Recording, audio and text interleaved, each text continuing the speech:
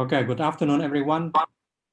So last week we was talking about matrix norm, and the definition of a matrix norm is given by this formula.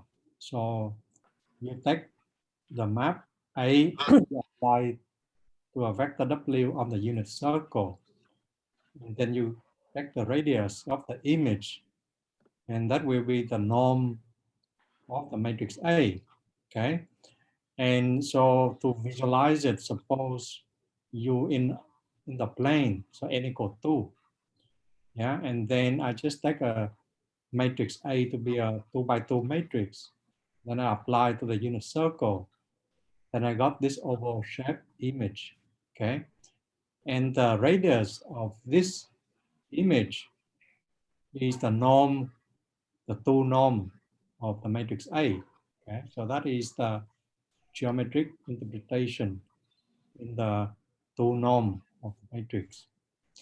And then we show that, the norm of a matrix is the smallest constant, so that this inequality is correct, okay?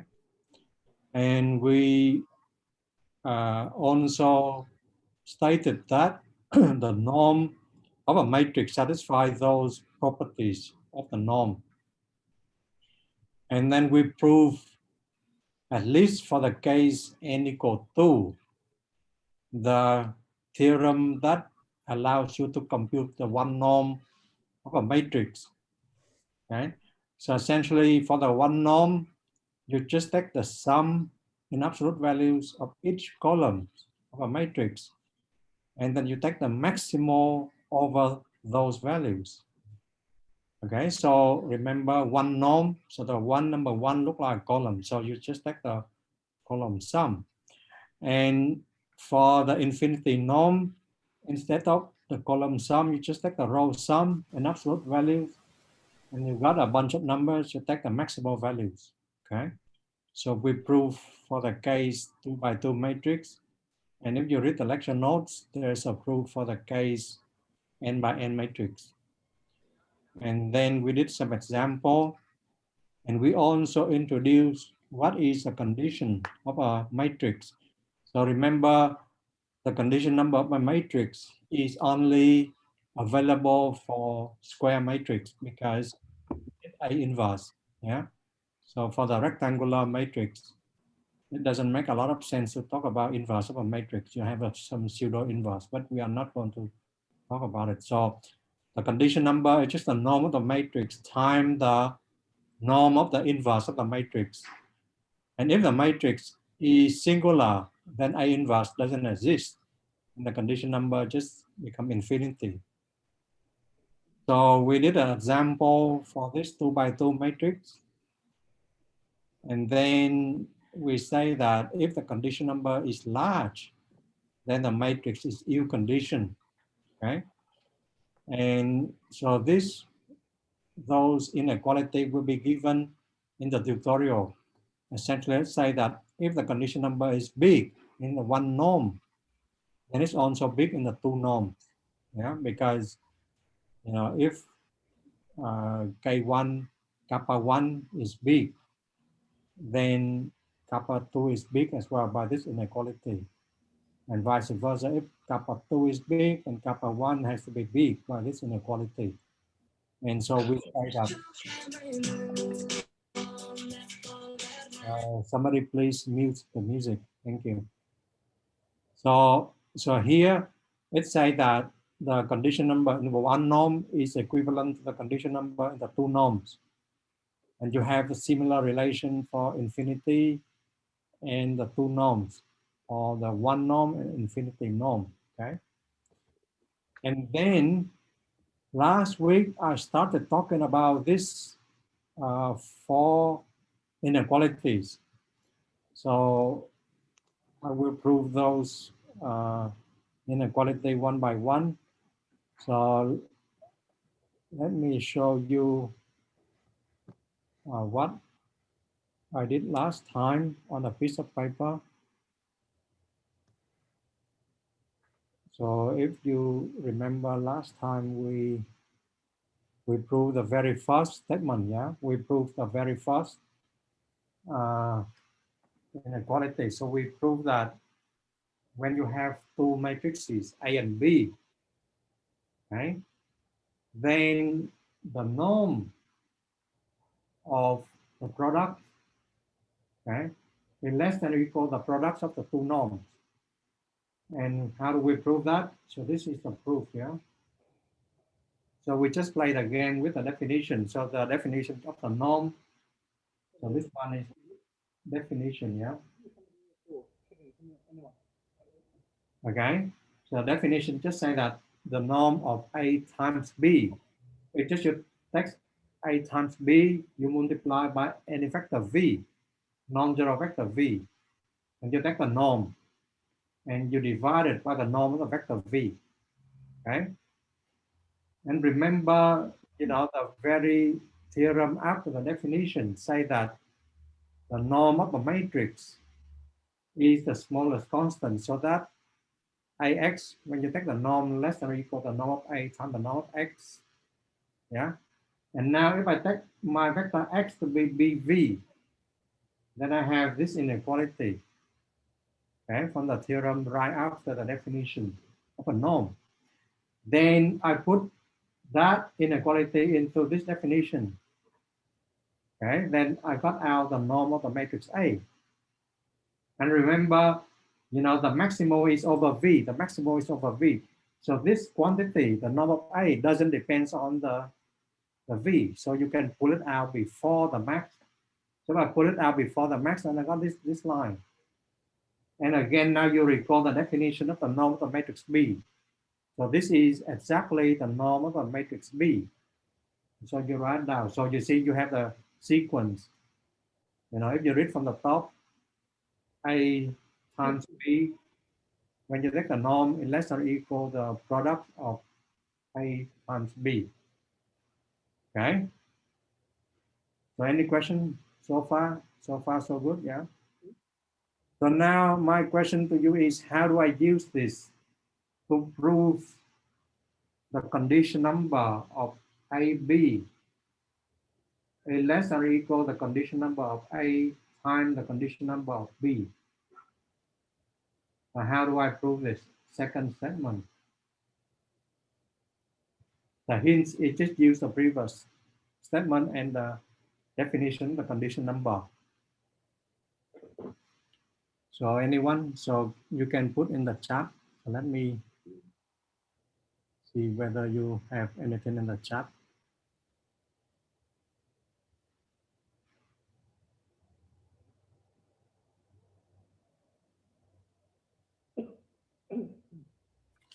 So how do we prove this?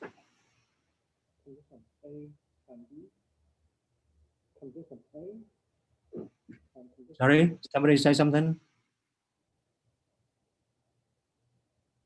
So we can start with kappa AB, yeah? Start with the left. And then what is kappa AB equal?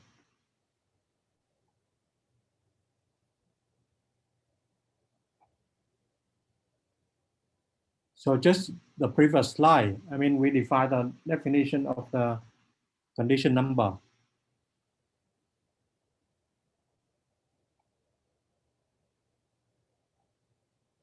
Okay, I should put this question in the test in week 5, yeah? So everybody has to remember. So what is the condition number? What is the definition? Just the slide before. Yes, norm of A times norm of A inverse, yeah? So AB times AB inverse. Okay.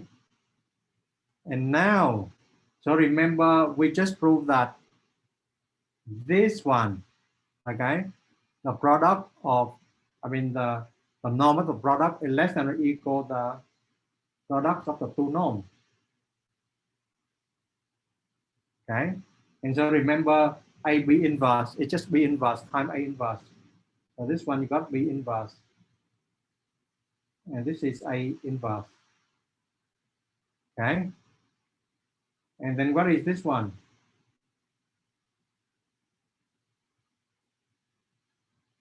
So what is the norm of B times the norm of B inverse?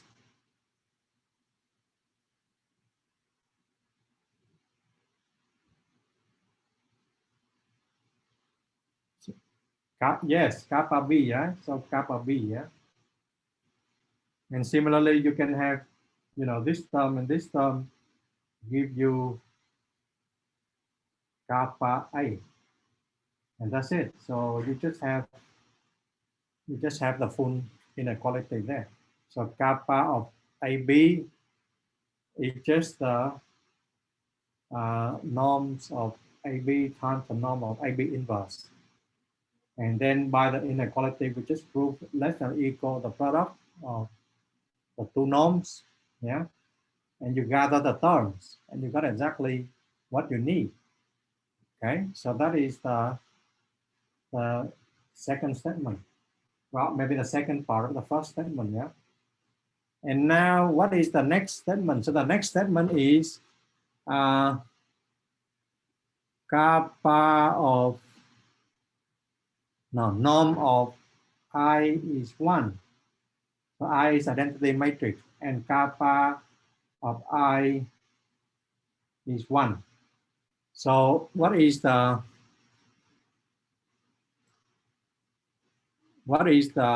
norm of the matrix I? Well, so by definition, so remember I is just the max of Ix. When you take the norm over norm of x is not equal to 0. And I is the identity. So identity multiplied by x is just equal.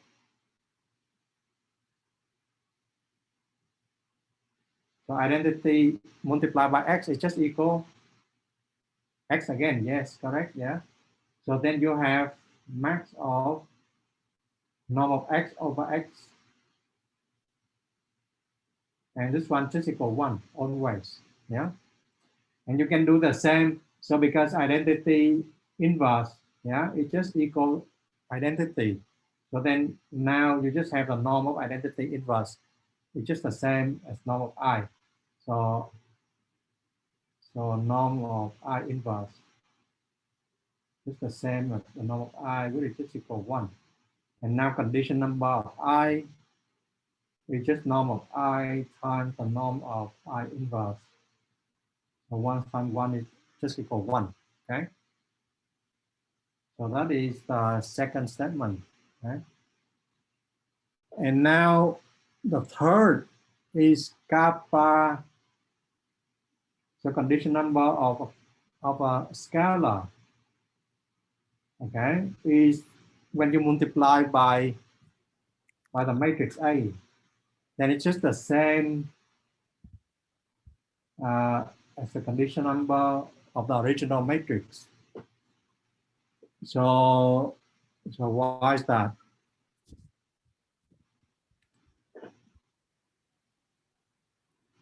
Well, so condition number of mu A. Sorry, somebody want me to ask something or?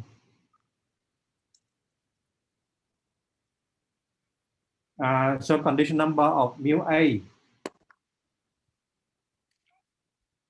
So you can ask by type in the chat box, okay?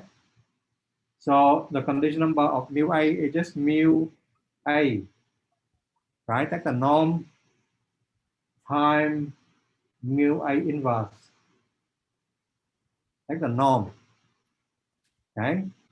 And if you remember linear algebra, then, you know, when you take inverse, when you take mu A inverse, then this mu, you can pull out like 1 over mu in absolute value.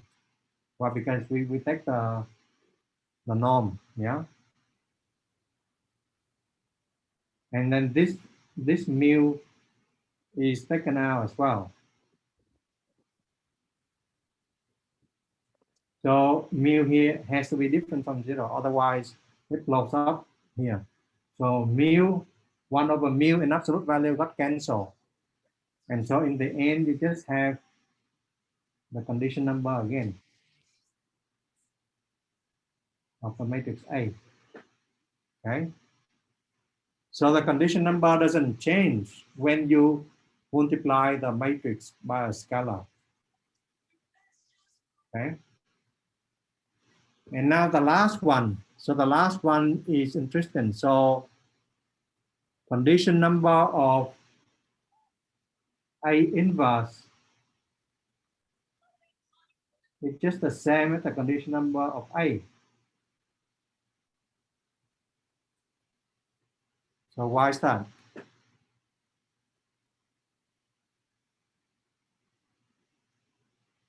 So essentially, when you inverse the matrix, the condition number is the same.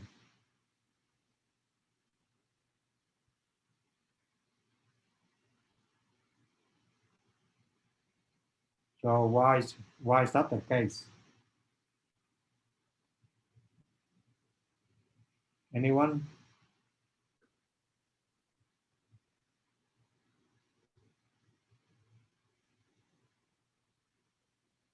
Why, when we take the condition number of A inverse, then it's just the same as the condition number of the matrix A.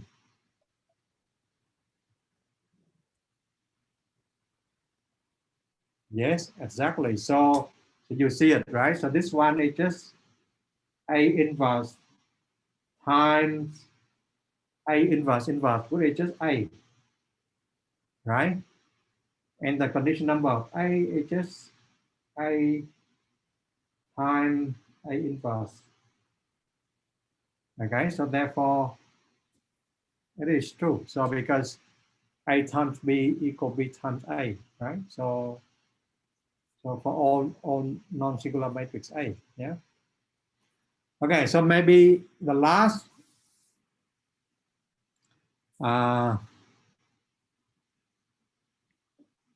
well, okay, so now the last statement is the last statement is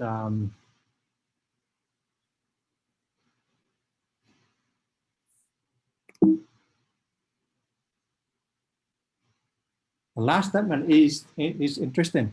So condition number of a matrix has to be greater or equal 1. So if you get a condition number and it's less than 1, then there's something wrong with your calculation. So condition number has to be bigger or equal 1. So why is that?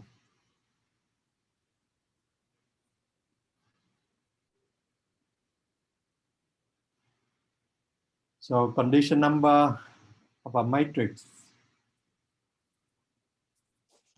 has to be greater or equal 1.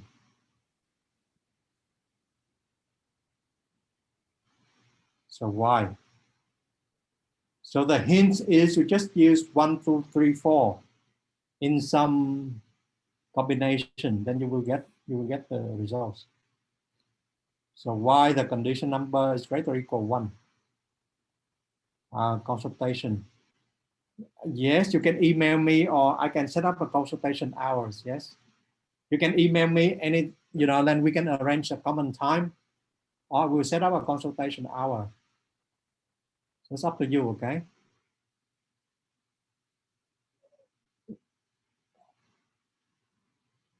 So why the condition number is greater or equal 1? Okay, so another hint, yeah? So you have to use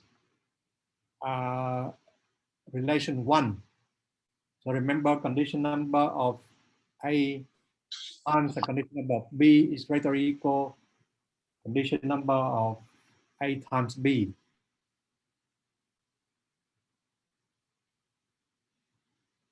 So how do we use that? Okay, so the hint, is you have to use kappa AB less or equal kappa A times kappa B.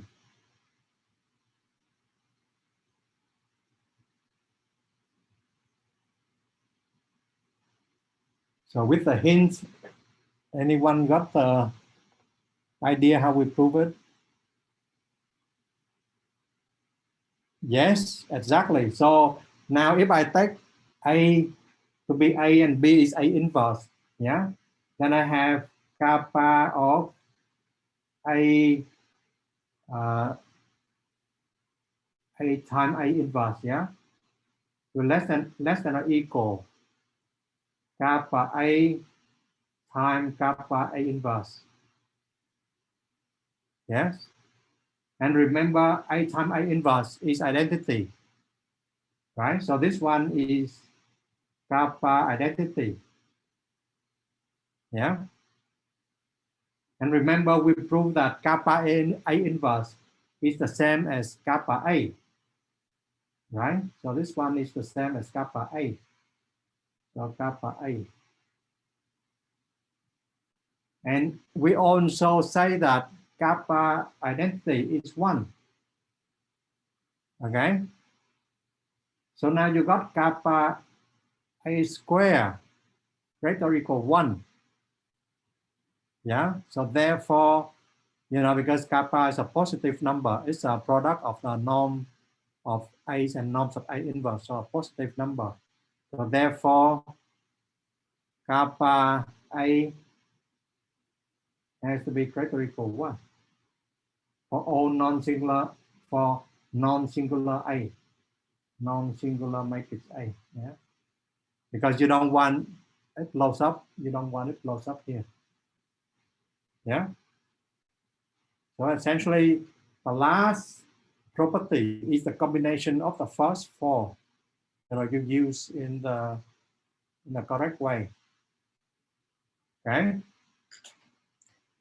So now that is the proof. I think you know you might see the proof in the tutorial. So, but otherwise we have it recorded. So now we go back to the slide. So we have all the key properties of the condition number. And so we just prove it, okay? So now remember, we're just talking about one norm and infinity norm. So now what about the 2 norm? So the 2 norm, well, before we talk about the 2 norm, let me recall the definition of the eigenvectors and eigenvalues. So this one is from linear algebra. So if you have an n by n matrix, yeah, and if a vector v, when you apply the transformation induced by the matrix A, okay, so A times V, you doesn't change the direction, okay, you just either expand the vector V or you contract the vector V, then we call it a eigenvector. The V is the eigenvectors. And the lambda, the coefficient that you either scale up or scale down the vector V, then we call it the eigenvalue, right? And so we write down AV is just equal lambda V. So now there's a theorem from linear algebra say that if, well, this one not from linear algebra, we can prove it, yeah. But let's see. So suppose you have n by n matrix, okay? So symmetric matrix. So symmetric is like when you transpose a matrix, you don't change it, yeah. Then you have n real eigenvalues, lambda 1 up to lambda n. And now we assume that you can order it. You can order lambda 1 to be the largest eigenvalues, yeah, and lambda n to be the smallest eigenvalues. Okay, so because you take absolute value, so it's greater than 0. Then the condition number in the 2 norm is given by the ratio, the largest eigenvalue in absolute value divided by the smallest eigenvalues. Okay, so now maybe before we prove it, let me explain it by pictures. Okay, so you can read the formal proof in the lecture notes, but let me explain by pictures. So now let me explain to you what does it, how does it look like? Okay, so suppose you have, again, now we just go by 2 by 2 matrix. So suppose you have a 2 by 2 matrix, yeah. Okay, so now I got it lambda 1 and lambda 2. And this one 0, 0. So it's a diagonal matrix, yeah. So what are the eigenvalues of this matrix? So I assume that lambda 1, okay, is bigger than lambda 2 as well in absolute value.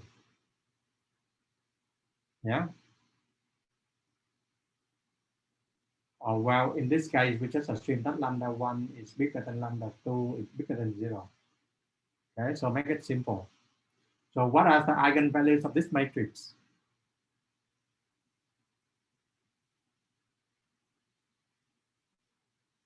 So what are eigenvalues of this matrix? Anyone?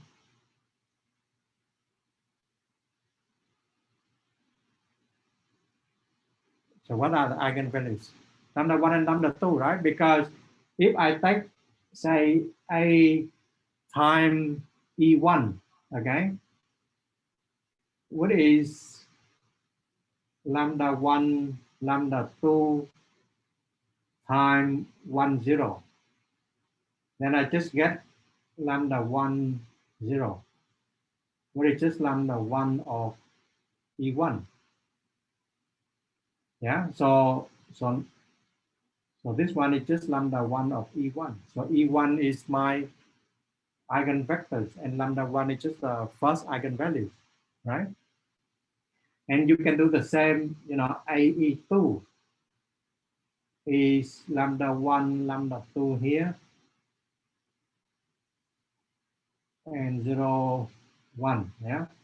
And it will equal the second column, where it's just lambda 2, E2. Yeah? And now, okay, now if I take a unit circle, so remember the pictures we had before, right? So this one is my, the plane, yeah? So this one is my vector E1. Okay, and this one is my vector E2. And now I take the map A, right? Then E1 will map into lambda 1 E1. So it will be mapped into lambda 1 right here. So I assume that lambda 1 is positive. Yeah. And then, so this one is you know, you map E1 into lambda E1. Okay. And then E2, you map into lambda E2 right here. Okay. So then the image, okay, so now the image is just this oval.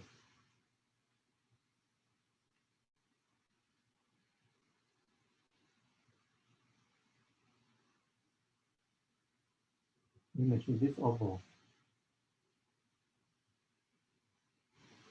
Okay. And so now what is the norm of the matrix A? In the two norm. So what is the norm of the matrix A? So just max of AX, or maybe AW and W in the unit circle. So what is the radius of the image?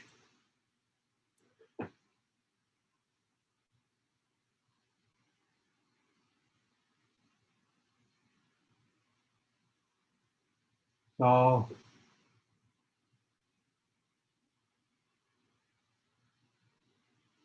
what is image of the image?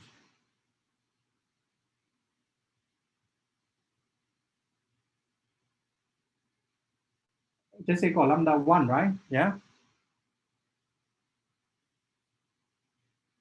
Yeah. So you got it?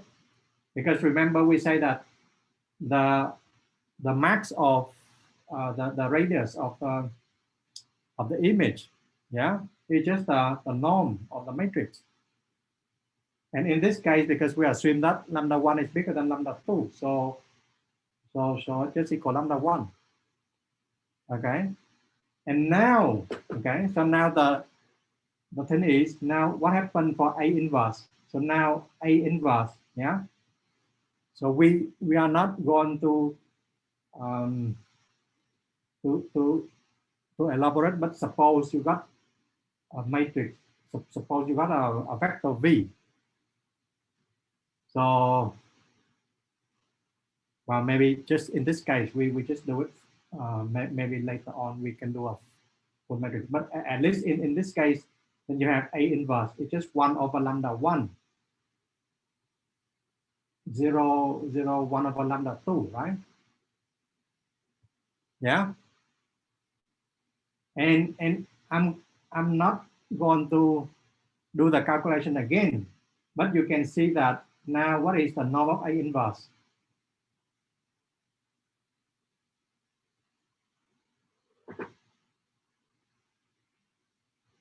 So what is the norm of A inverse?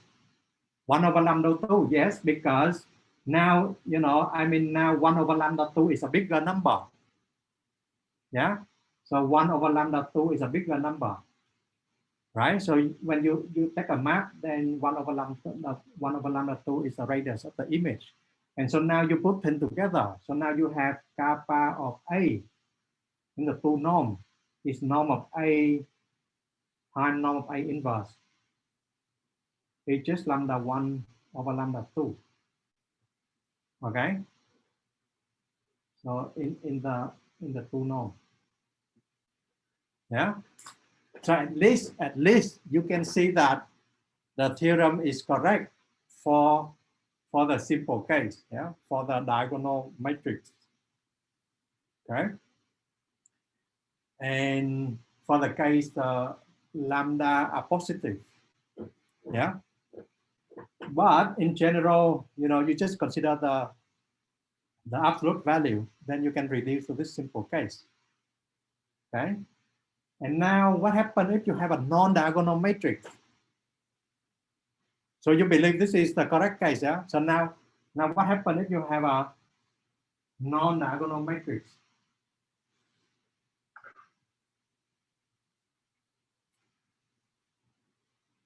So suppose now you have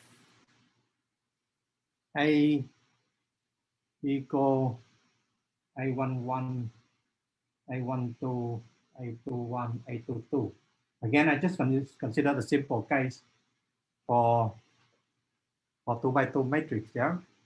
And now, okay, so this one is again from linear algebra. So we are not going to write down very in very great details, but essentially from linear algebra, you know, there is a matrix P, yeah,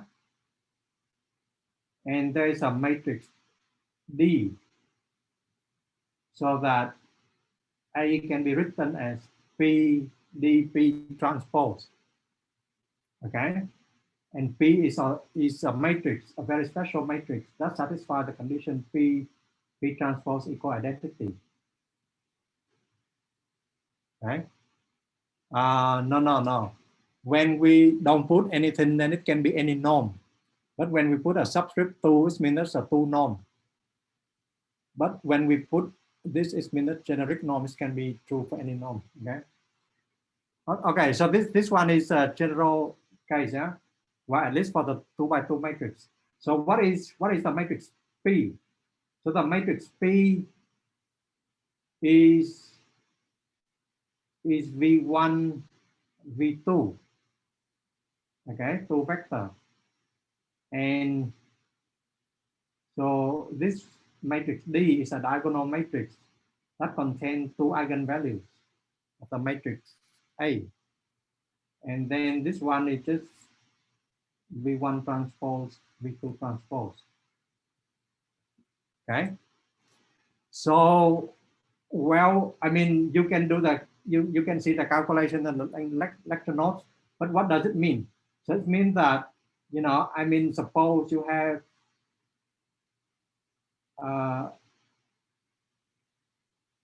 a standard plane yeah, E1, E2 here. Okay, then the matrix A is the original form like this. But when you make a transformation, yeah, when you make a transformation into PE1, PE2, so PE1, PE2. So this is the transformation by the matrix P, okay? So this one is like Y2 and Y1. Then the matrix A in this new coordinate is just a diagonal form.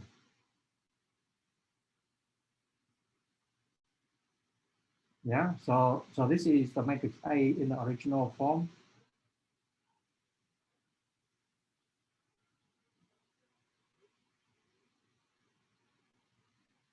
Then in the new coordinate, it's just a diagonal form.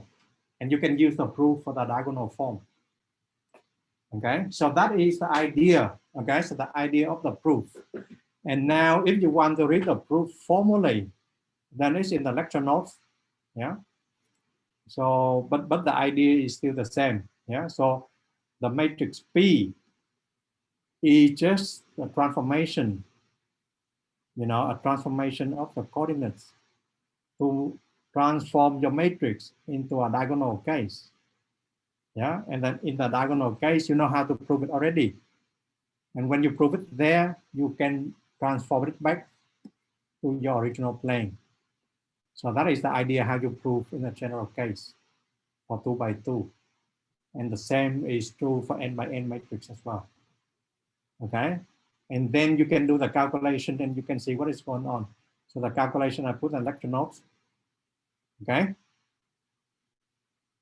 Yeah. Okay. So now we go back to the slide. So now you believe the condition number in the two norm is just represented by this quotient, the max eigenvalues in absolute value divided by the mean eigenvalues. Okay. So now suppose you have a matrix that you know that is symmetric, okay, and then it has the eigenvalues orders like this. So the largest to the smallest, yeah. The condition number just equal the so the why A is non-singular. Well, because we know that the determinant is the product of all the eigenvalues. Yeah, so that is from linear algebra. So maybe let me do it in the piece of paper. Yeah, so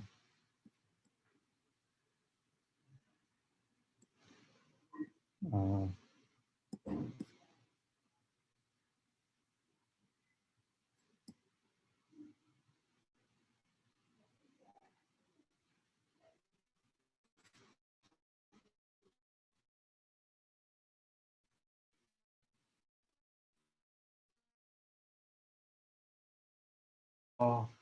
or maybe eigenmax. Yeah.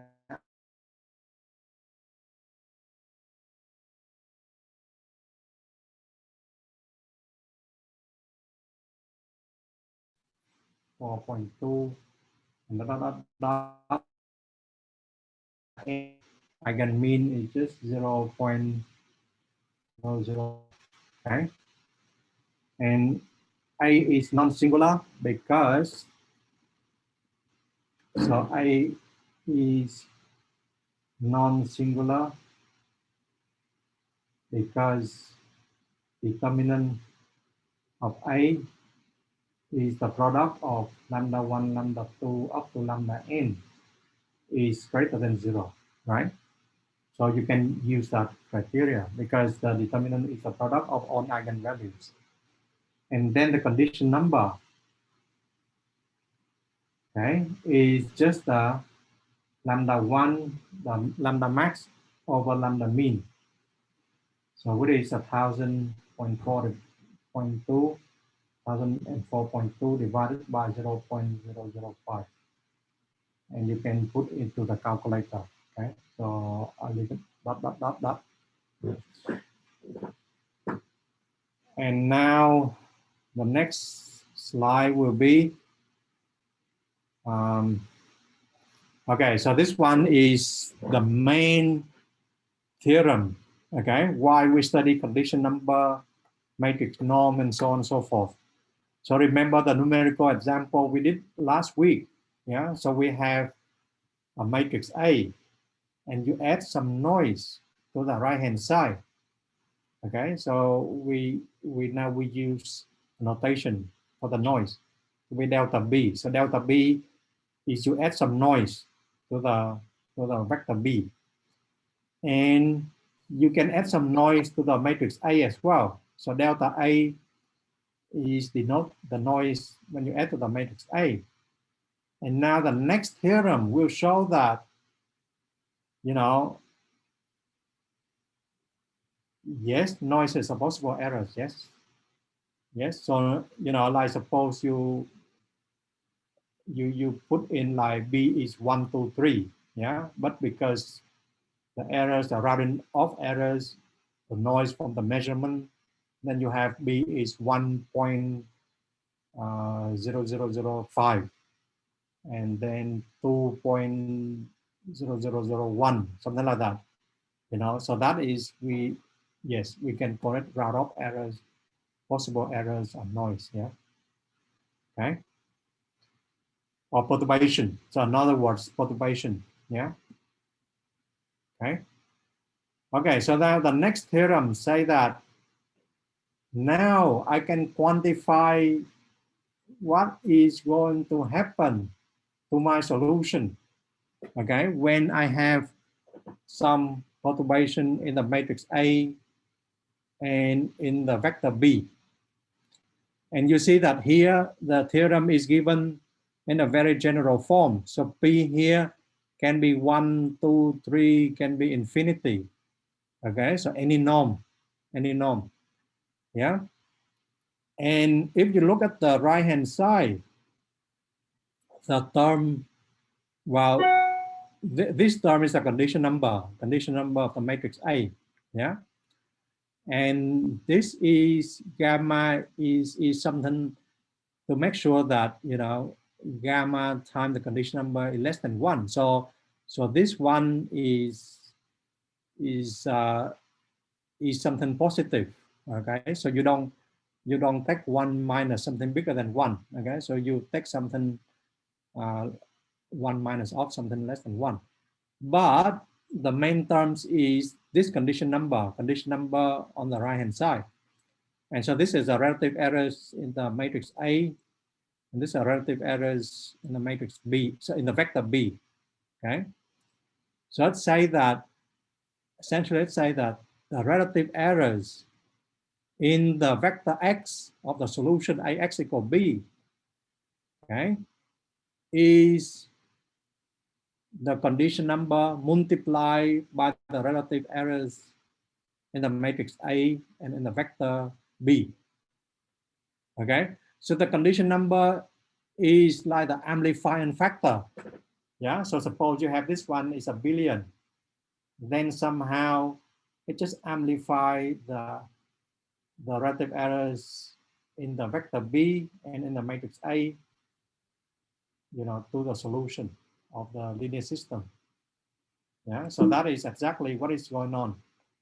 Yeah, so I just say that relative errors in the solution Ix times B will be, you know, of the order condition number of the matrix A multiplied by the relative errors in the data. So remember the data is the right hand side. You know, the B, you know, you put in the vector B here. And then, you know, the matrix A can be considered to be the data as well, right? So when you solve Ix equal B, and A and B are given, so it's the data. And X is a solution, right? And so now suppose I do a simple example. So this one is, we do a simple example. What is the condition number of this matrix? And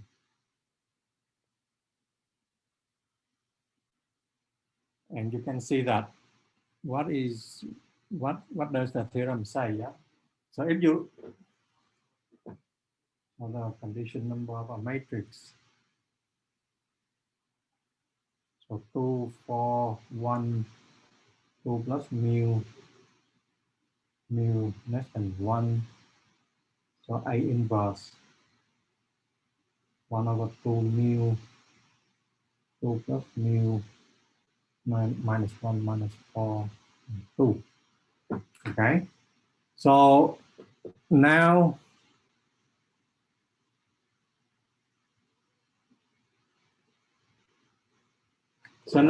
I assume that we can show that A inverse times A is identity. Yeah, so you can show that A times A inverse is identity, because they want to show that A inverse is given by this.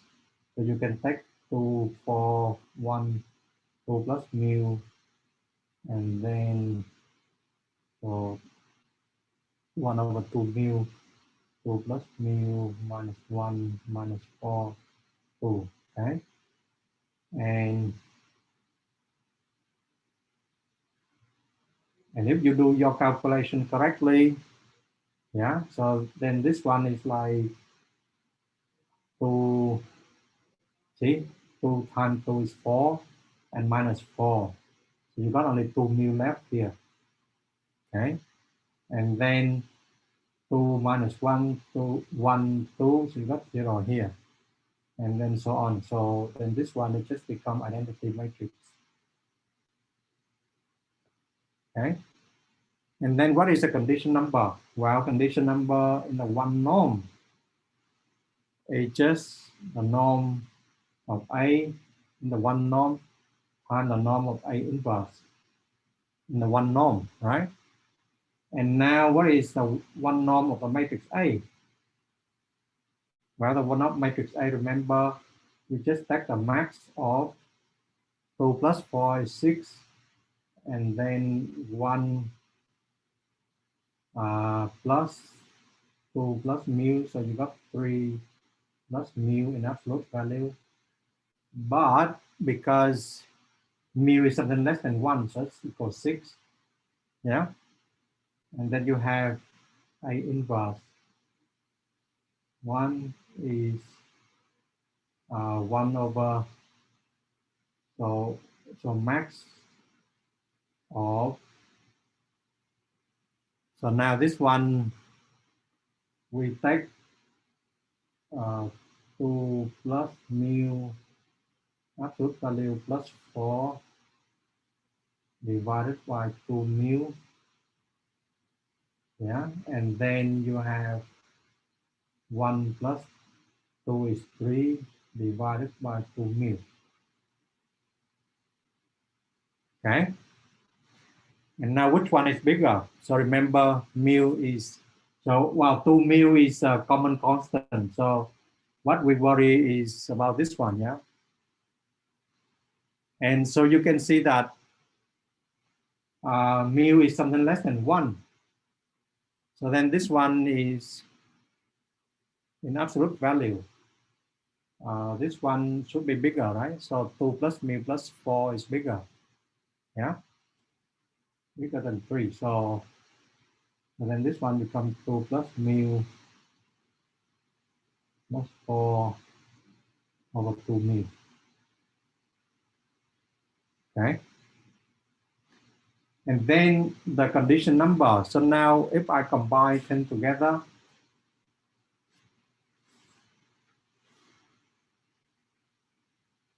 then the condition number of A is just equals 6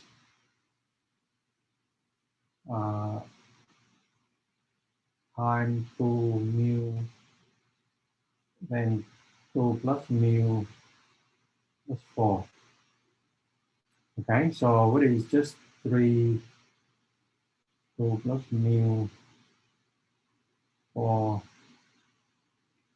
the mu. Yeah. So what happened is when mu go to 0, okay, when mu go to 0, then condition number of I go to infinity.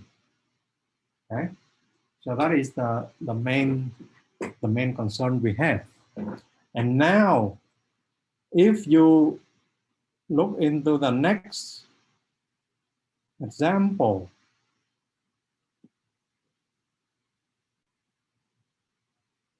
okay, so now the next example, now you just put mu equals 0.1, and now we see that well, you can add some noise into the vector B as well. So 10% noise, yeah, and 10% in one entry of the matrix A. And then you can see that, so in the case that you add the noise, yeah, then the theorem is correct, yeah. So X2 is when you add the noise to the matrix A, okay. Then the noise in the output factors got amplified by the relative errors in the matrix A. Or when you add the noise to the matrix A and the vector B, okay, then the relative errors in the output X has been amplified as well. Okay. So what happened when you have an ill-pose system? So you see, when you have a matrix very ill condition, like when the condition is 10 to the billion, 10 to the 15, 10 to the 9, when it's a billion, then solving Ix equal B doesn't give you the accurate solutions. And then there is the way to fix that in numerical methods. Well, they call it precondition. So they multiply the left and the right by the matrix M, so that the condition number of MA is much smaller than the condition number of A. But this one is a separate topic on its own. So we are not going to talk about it. So, but more or less, this is how they fix the problem. Yeah. Okay, so we take a break here, and we start again at 104. Yeah. Or okay, so we start again at 104. Yeah.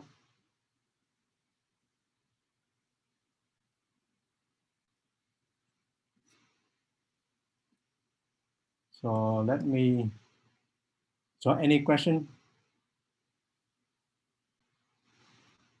Okay, so we talk about condition number, ill condition matrices, and then how you solve ill condition system by precondition matrix. So you multiply by a matrix M, the left and on the right. Yeah. So now maybe we do a small quiz, to remember all the definitions of the norms and condition numbers. So if you go to Moodle, and there is a small quiz in, let me share you my Moodle page.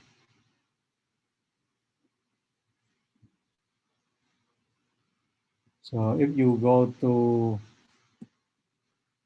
Moodle and you go to interactive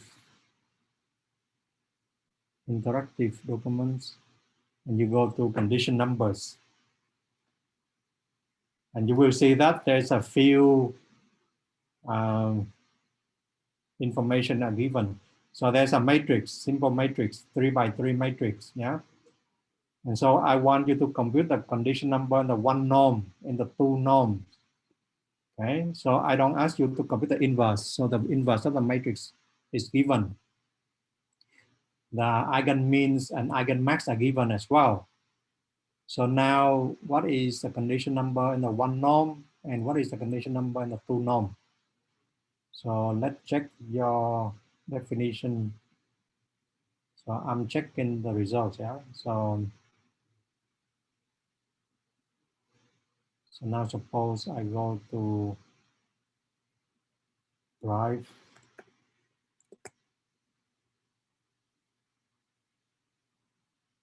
and I can check.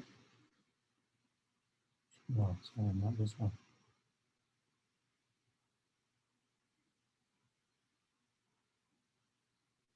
I can check the condition number of a matrix. Okay, so do some calculation and check. So I have two responses. So see, can you remember the definition of what is condition number in the one norm and what is the condition number in the two norm? So remember the matrix are given, the inverse of the matrix are given. Okay, so we have a majority or no, we have somebody say different answer.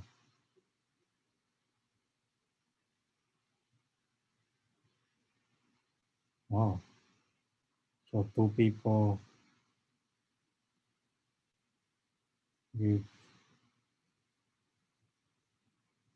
Oh, so we don't have a unanimous answer. Okay, so it seems that I need to give you the proper answer for this one. Yeah. Well, so this one, okay, I mean, you can do it by hand or you can do it by MATLAB. So suppose I'm lazy, I do it by MATLAB, okay, and you can see that. So if I put in my MATLAB,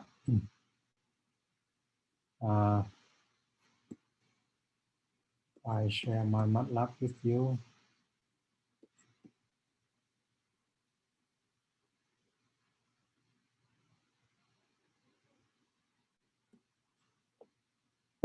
So,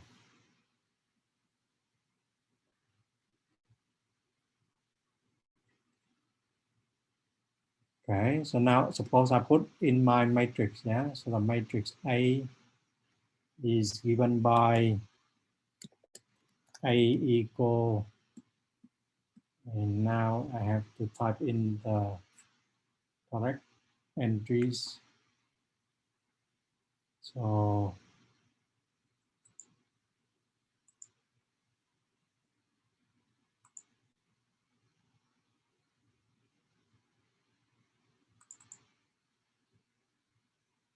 now let me type in the correct entries. Yeah, so 1, 2, 3, and 2, 4, 5, and 3, 5, 6. Okay, and then you can see that condition number of A in the two norm is this, and the condition number in the one norm is this number. Okay, so let's see. So kappa 1 is 98. Okay, so that is the majority. So we got 72.7% say that kappa 1 is 98. And then condition number kappa 2 is 66. Yeah, so 66 point something. Okay, but you see, I mean, that by MATLAB, you can compute it by a single command like this. But suppose I give you the eigenvalues, the inverse, then you have to use the formula. Okay. Anyway, so that is the definition. So now, okay, so now we move to a new topic. Okay, so let me share with you the slide again. Okay, so now some motivation first. Okay, so suppose you have a single matrix A, yeah, and you have 100,000 input vector B's, yeah. And now, for example, you can think like A is some device, yeah, and B is some input signals. So you say video signals, audio signals, whatever, yeah. And then the device just do the simple thing, just take AX equal B and solve for X, right? And then it gives out the vector X. And now you can see that the device is fixed, so the matrix A is fixed. But the input vectors, the video, the audio signals, it just keep coming, so a lot of them. So then what is the most effective way to solve, like 100,000 or a million linear system with a fixed matrix A, okay? And definitely, Gaussian elimination is not the way to go because you can see it. So now before I show you how it works, let me introduce some tools, some definitions. Okay, so the definition is, well, the first definition is a lower triangular matrix. So lower triangular matrix is a matrix of the form like this. So diagonal entries, all of them are equal ones, yeah? Upper diagonal entries, all of them are zeros. And then lower diagonal entries, you have non-zeros, okay? So this one is an example of 4x4 lower triangular matrix. And you can see the name say it well, yeah? So the lower and a triangle here, so triangular matrix, yeah? And then, when you solve, okay, so a lower triangular linear system of this form, okay, so you solve x1 equal 2, then you got 1 here, then you got x2, then this process, we call it a forward elimination, okay, so forward elimination, you just move the result forward and you solve for x1, x2, x3, x4. So this example. Okay, so another brother of lower triangular is upper triangular matrix. Okay, so you can guess the definition from the definition. So everything upper, on the upper part of the diagonal are non-zero. And if on the diagonal are 1, then we call it unit upper triangular. So this is a typical 4x4 upper triangular matrix. And now, you can solve a linear system, upper triangular system by back substitution. Okay, so we can do that. So now what I want to arrive at is the LU factorization of a matrix. So if you have a matrix A, yeah, and you can write down as a product of a lower triangular unit, lower triangular times an upper triangular matrix, then we call that A has the LU factorization. Okay. And suppose you have the LU factorization, then how do you solve AX equal B? Well, you replace A by LU, right? So then AX, you label it to be the vector Y. So you solve Ly equal B. And after that, remember Y equal UX. So now you solve UX equal Y. Okay, so now you solve AX equal B in two steps. The first step is you solve Ly equal B by forward elimination. Okay. And then after that, you solve UX equal Y by back substitution. So So you put them together. So if you put them together, you will see that AX now is LU X, yeah, because A is equal LU, right? And then UX equal Y, right? Because UX equal Y. And so LY equal B, yeah? And that is how you get out vector X. Okay, so now first we need to check that, so this is a matrix A, yeah? And this is a matrix L. Okay, so you see that L is a lower triangular matrix, yeah? And U is upper triangular matrix, okay? So off the below the diagonal, there are zeros. So this one above diagonals, there are zeros, yeah? And then, so first we need to check that, and then we need to solve this. So how do we do that? Well, I mean, now I'm a bit lazy, so I just use MATLAB to do the work for me, yes? So now let me show you the MATLAB. So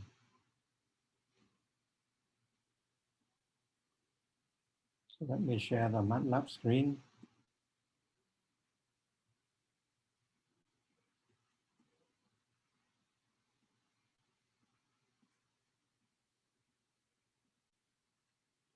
Okay, so now we clear everything, yeah? So remember, I just have my matrix A. Well, maybe we have to give a name, yeah? So, a second. So I have to make the MATLAB smaller so that I can type in. Oh, sorry. Okay, so A will equal the matrix on the left, yeah?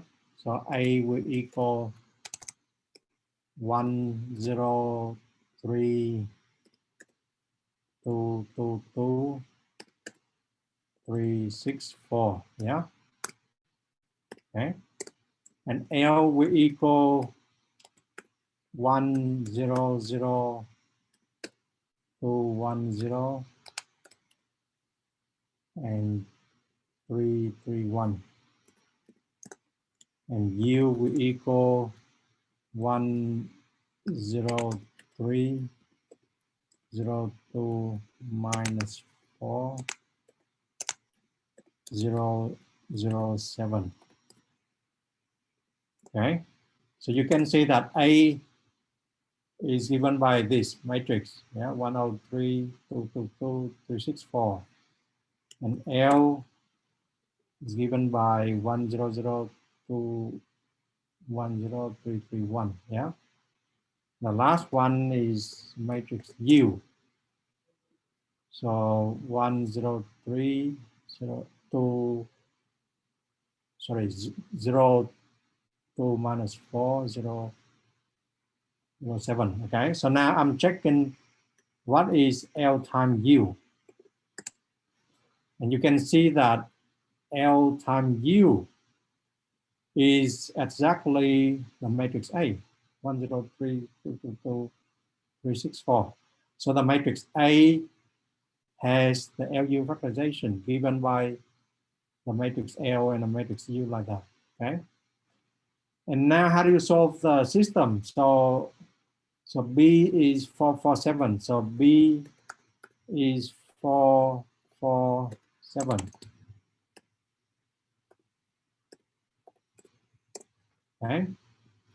So remember we have to solve for Y equal L backslash B first. Yeah. So Ly equal B. Okay. And then Ux equal Y. So Ux equal Y. So X equal U backslash Y. Okay. So that is the two steps we have to solve. And now you can check that AX is exactly equal B. Okay, so we have to solve it in two steps, yeah? So first we solve Ly equal B.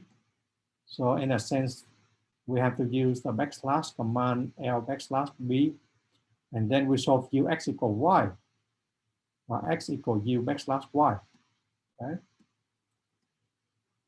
So we can see that give you the correct solution of Ax equal B. And now, how do you find the LU factorization? Well, you've been doing it from first year linear algebra. Okay, when you're doing Gaussian elimination, actually you are doing the LU factorization without knowing it. Okay, and this one is just the the algorithm. So the algorithm essentially capture what you are doing Gaussian elimination. Okay, so we don't go into the details here, but you can see that when we do the example. Yeah. So then when you have the row reduced echelon form, okay, then that is the matrix L. And then the matrix U are given, from the coefficient. So remember, so the Aij here, the coefficient when you do the Gaussian elimination. So now let me do an example. So suppose I have a matrix A like this, okay? So let me copy down the matrix A, yeah?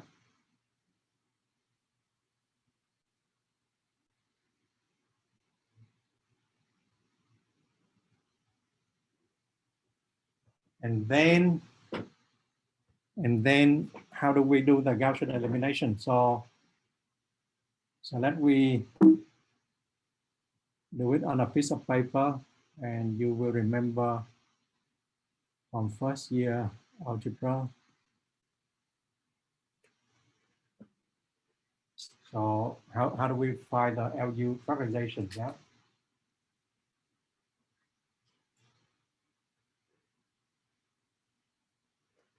Okay.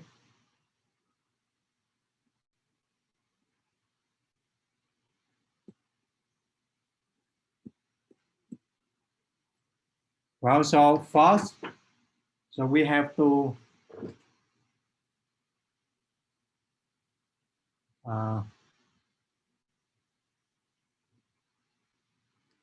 okay. So now first we have to make this equal 0, right? So we have to make this entries equal 0. So 1, 0, 3 here. Yeah. And now I take row 2, I minus twice row 1. Okay, so if row 2 minus twice row 1, then this one becomes 0. This one becomes 2, right? And this one becomes 2 minus 6 minus 4, right? And then after that, I have to make this entry is equal 0 as well. So I have to take row 3 minus 3 row 1. So 3 minus 3 equals 0, and 6 minus 0 equals 6. And then 4 minus 9, yeah. 4 minus 9 is minus 5. Okay. And then now you want to make this one equal 0 as well, right? So you have to take row 2, sorry, you have to take row 3 minus 3 row 2. Yeah. So then you have 1, 0, 3 here, 0, 2 minus 4, and 0, 0, and now minus 3, no, sorry, minus 5, yeah? Okay, plus 12, so it will be 7.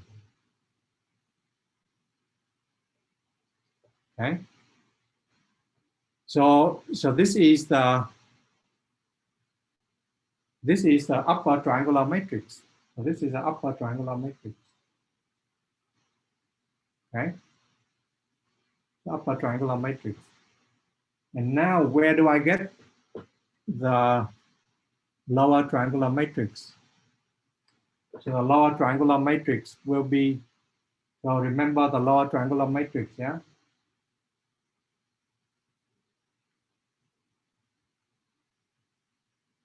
So that will be, so because it equal lower triangular matrix, unit lower triangular matrix. So diagonal will equal 1 for the lower triangular matrix. And on the off entries equal 0. Okay. And now how do you get those entries? Well, those entries will come from the coefficient. Okay, so if you look at this coefficient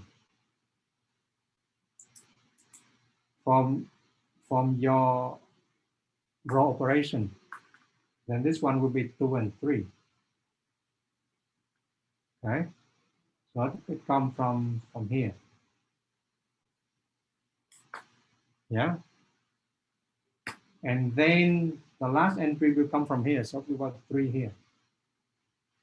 And this is your matrix L. And we can check that. Okay, so we can check that L times U will equal the matrix A. So let me, so suppose we copy it down, right? So now let me check that it's correct. Well, so I just put in my MATLAB and see what happened, yeah? So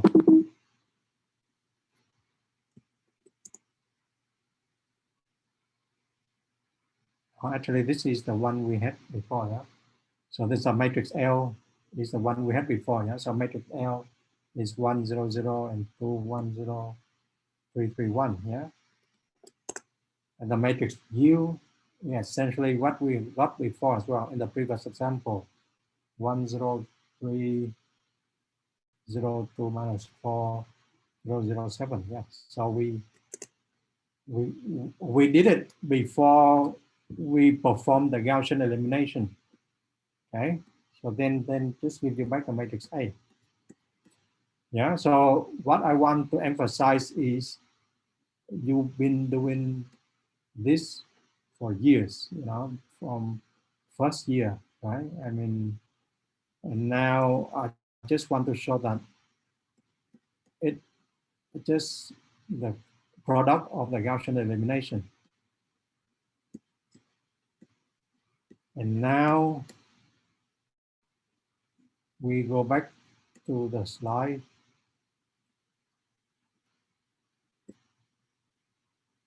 So we can do the same for this matrix, but you can see that this one does not have the LU factorization. So we can do the same. Maybe let me copy down the matrix and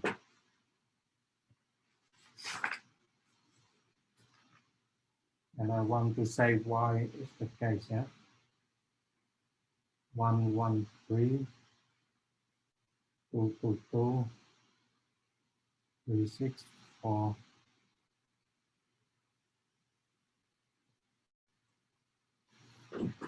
Yeah, so now I share you my piece of paper.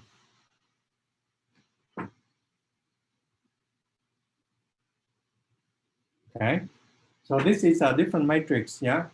And now suppose I do the row operation. So I have 1, 1, 3, and I take row 2 minus 2 row 1. So I got 0, 0, yeah? So 2 minus 2, 0, yeah? and then 2 minus 6 is minus 4, and then row 3 minus 3 row 1, then I have 1 0, 3 minus 6 minus 3 is 3, and 4 minus 9 is minus 5. And see, because of this entries, yeah, I cannot, because of this row, I cannot go further. Okay, so we don't say that we can swap. Okay, if you can swap the rows, if you remember Gaussian elimination, you said that, okay, why don't you swap row 1 and row 2? Well, but you know, in the algorithm, we say that there's no swapping of the rows. Yeah, and if we just follow the algorithm got stuck here because the zero is here. So we cannot do further reduction unless you swap row 1 and row 2. Okay, but that is the next topic. Yeah, why we need to swap it. So now there's a theorem say that if you have the principal submatrix are non-singular. Okay, so what is a principal submatrix? Well, for example, if this matrix, the first 1 by 1 is just this corner, yeah, and the second principal submatrix is just 1 1 2 2. Yeah, the first 4 entries, and then after that, the principal submatrix of order 3 is a full matrix. So the theorem say that if you take the principal submatrices of order from 1 to n minus 1, if they're non-singular, then you have the LU factorization. Okay, and in this case, you can see that this matrix, yeah, so the first principal is 1, is okay, but the second principal, the principal order 2, 1 1 2 2, is a singular matrix, right? Why is that? Because the determinant equals 0. So 1 times 2 minus 1 times 2, right? So that's why it violates the theorem.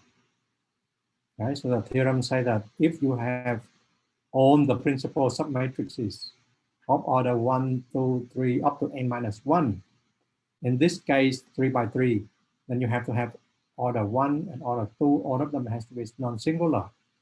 Then you have the LU factorization. Otherwise, you know, we have to swap the rows, and that is the next theorem. And so this one is the matrix we saw before. So in this case, you know, this one is 1, and the second principal is 1 0 2 2, so it's a non-singular. So then it has LU factorization. Okay.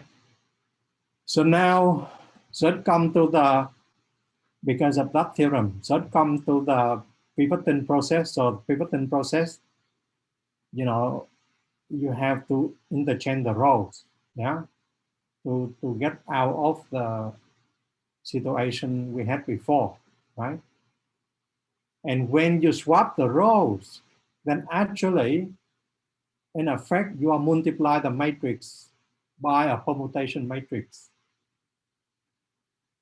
Okay, so let me show you. I mean, a simple example. You see, because when you swap the rows, it's easy for you to understand. But for MATLAB, I mean, how do you say swapping the rows? And MATLAB just understand like you have to multiply a permutation matrix. So let me explain it by show you MATLAB. So suppose you have, well, this is a MATLAB screen, yeah. So suppose you have a matrix. I look like this: 1 2 3. then 4, 5, 6, then 7, 8, 9. Okay. Then now I have a permutation matrix. Okay. So permutation matrix is just a permutation of identity matrix. So in this case, my permutation matrix look like this. Okay. So now what is P times A? So what is P times A?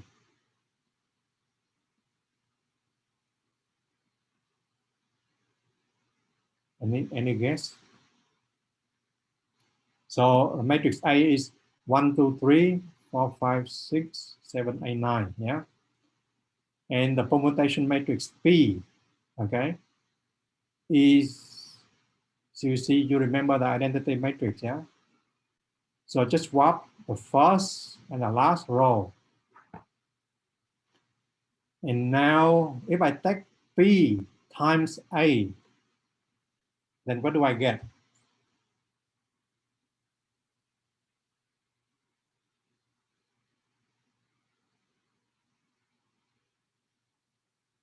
Row swap, yes, but which one swap with this one? Yes, so the third row will swap with the last row, yeah? So you got 7, 8, 9, and 4, 5, 6, 1, 2, 3, okay? So you see, when you swap in the rows, it's very easy for you, right? But it's not easy for MATLAB to understand or for any computer language, okay? So what it try to interpret is you have to multiply by a permutation matrix, and a permutation matrix is you just take the identity matrix and you swap the rows around. Okay, in this case, I swap row 1 and row 2, sorry, and row 3. So when I multiply by P, I mean P multiplied by 8, then the rows got swapped exactly, like what you want, yeah? And so that effect, is we can interchange the rows is by multiply by a permutation matrix, yeah? And so now when you permute the matrix, when you permute the rows, then you don't have the original matrix, yeah? And then you got a P times A. And in this case, then it's a product of LU. So, so essentially before you have a matrix A, you don't have a LU factorization, and you swap the rows, then you have the LU factorization, okay? Then your L times U now equal P times A, okay? So now you have to modify the process a bit. So now instead of solving AX equal B, yeah, now you have to multiply by P. Remember P permutation matrix, yeah? So PAX equal PB. Then this PA equal LU, so LUX equal PB. And after that, you have to solve LY equal PB and UX equal Y, okay? Okay, so now so this one is we go back to the example we had before when you cannot find the LU factorization without swapping the rows. So now if we return to the piece of paper we had before,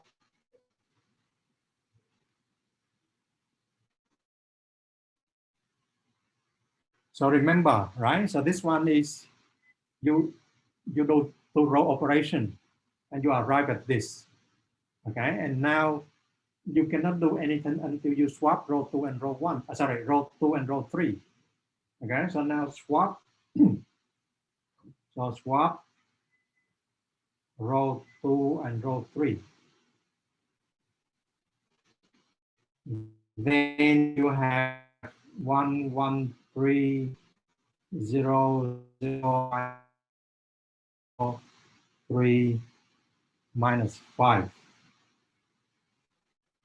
Okay. And now this one is just upper triangular matrix already. So this is the upper triangular matrix already. And we stop. We stop. Okay, but what is the matrix L in this case? So now what is the matrix L in this case? Okay, so L is still 1, 1, 1 here because you want the unit lower triangular, right? And in this case, then you have 2 and 3, right? 2 and 3, yeah? Yeah, but then what happened to these entries? Well, essentially, we don't do anything, right? What happened to these entries? You just swap the rows, yeah? And so we got 2, 3 here, yeah? But then now what happened to these entries?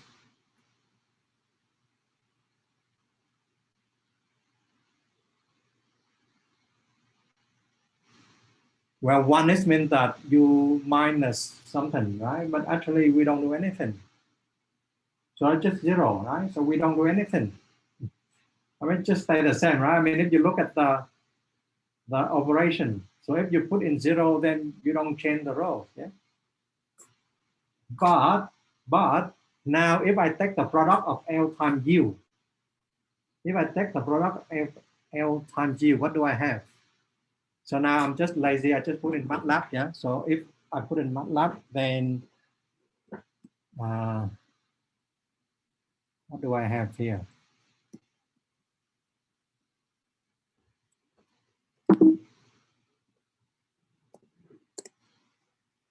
So I just have L equal 1, 0, 0, 2, 1, 0, 3, 0, 1. So this is my matrix L, yeah? And my matrix U is 1, 1, 3, 0, 3, minus 5, 0, 0, minus 4. Okay, so if I take L times U, and I got this matrix. So 1, 1, 3. This one is 2, 5, 1. And I got 3, 3, 5. So it's not 0,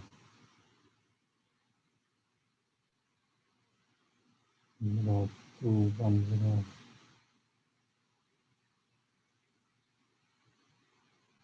3, 0, 1. U is 1, 1, 3, 0, 3, minus 5, 0, minus 4.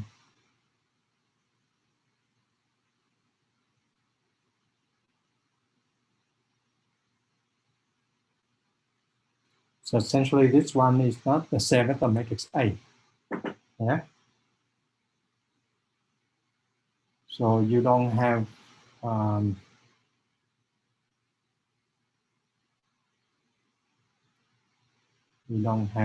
the matrix A anymore. Okay. So essentially this algorithm, you know, the swapping the rows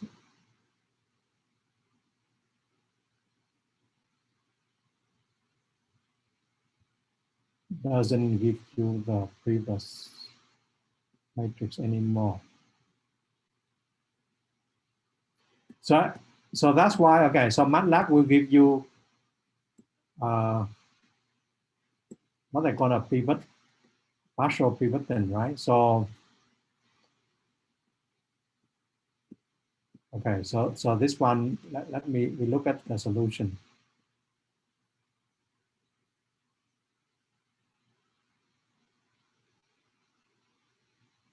Okay, so this one we have to swap the row first. Okay, so we cannot swap in the middle, but we have to swap. So you see, so to fix the problem, what we need to do is we need to swap the row before we do the row reduction. Okay, so in this case, then first you swap row 2 with row 1. Yeah. Then you do the row operation. And in this case, then you arrive at the matrix U like this. Okay. So then this is your matrix U. And then now if you take the coefficient, so 2/3, so 2/3 is here. And then 1/3, so 1/3 come here, yeah. And then 1, so 1 come here, and 1/2 come here. So 1/2 come here, okay. Okay, so now let we check this solution. So now if I check this solution, now let me copy down this. So the idea is we cannot swap in the middle, we have to swap in the beginning, yeah. Now let me write down this one and I put in MATLAB.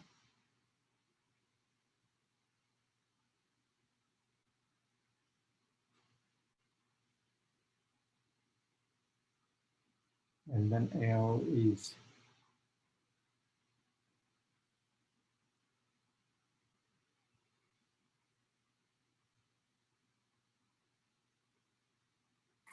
okay. So if I put in MATLAB, then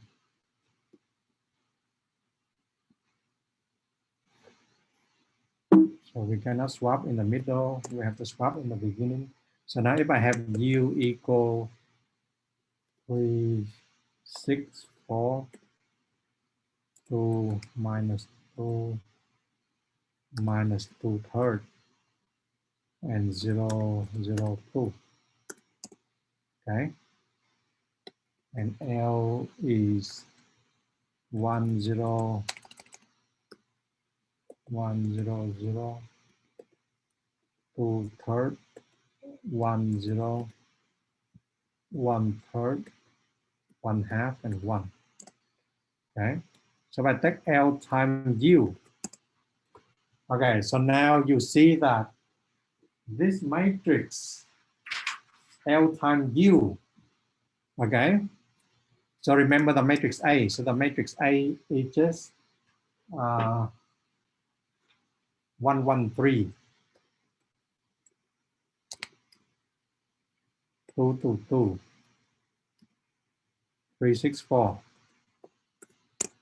Yeah. So what it does, it just swap row 1 and row 3, right?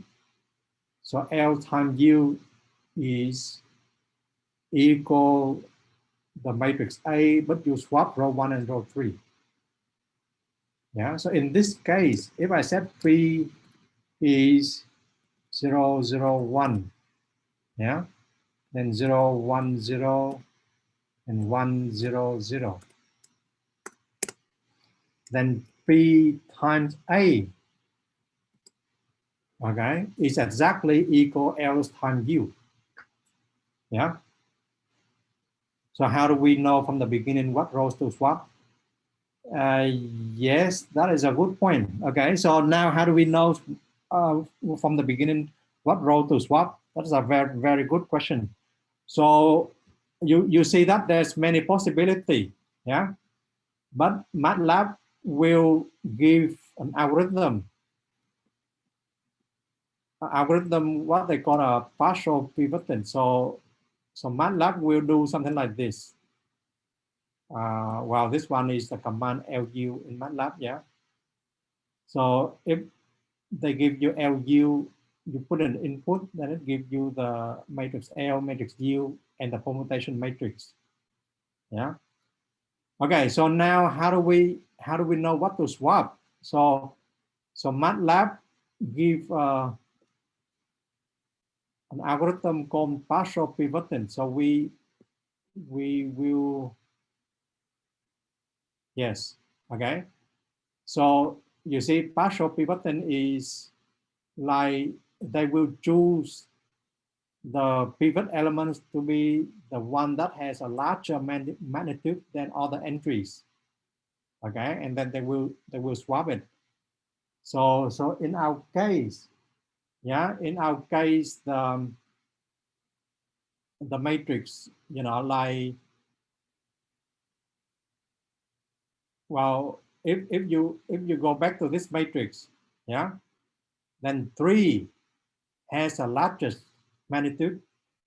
So you will swap row 3 with row 1. So then, you know, like the first row has the largest magnitude in the first entries. Yeah. But essentially there's many ways to swap. Yeah. Okay. But at least MATLAB gives you one way to swap the rows before you do the row reduction. Okay. So question, you think that L should be 1003100201. So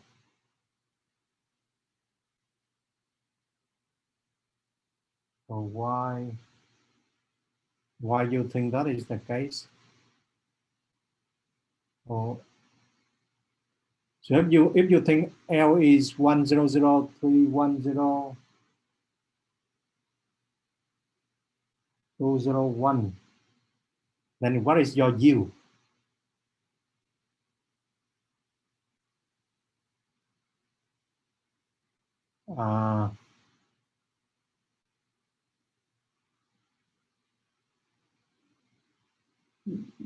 So for example, 36.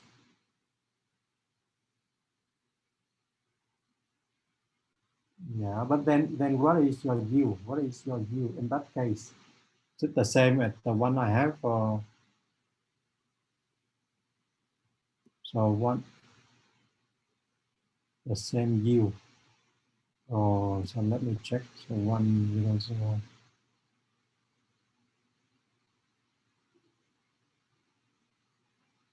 Okay, so we can check that. So suppose you say that L is 1003100201. Okay, we can check that. So this means that you swap the rows of that matrix L, right? L should be swapped. Oh, okay, we can check whether we can good point. Okay, let me put into MATLAB and we can check that whether what you are saying is correct. Yeah. So now we put in MATLAB. Yeah. So L is 1003100201. Yeah. So this your matrix L. Yeah.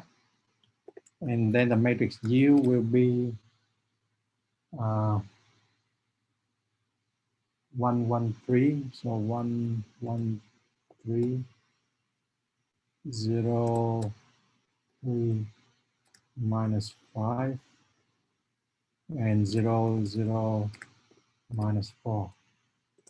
Okay, so L times U. Yes, you are correct. Yes. Yes, so we need to swap row 2 and row 3 in the matrix L. Yes, you are correct. Row 1.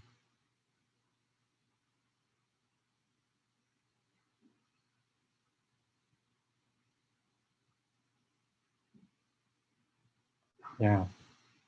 Yes, we need to swap row 2 and row 3. Yes, yes. Agree, yes. Yes, I see, but I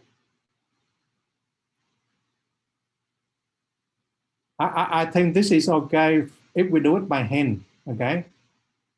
But I mean, for MATLAB, it's not easy to understand, you know, like how do we swap in the middle like this? So because what we want is LU equal PA. Yeah, so it means that the swapping has to happen before you do the row operation, right? So, but this one is still okay, yeah. But you get the idea, right? So I mean, when you introduce a swap, then you have to introduce the permutation matrix, and the LU is not the same as the matrix A as before, but now LU is permutation matrix multiplied by the matrix A. So in this case, it's not the original matrix A, right? So this one is the matrix A, but you swap the second and the third row. Yeah. So in this case, we still have LU equal PA. Yeah. So some permutation. Okay. So you get the idea, right? Okay. So we stop here. Yeah. So this is LU factorization, and then next time we will show why do we need to study this LU factorization.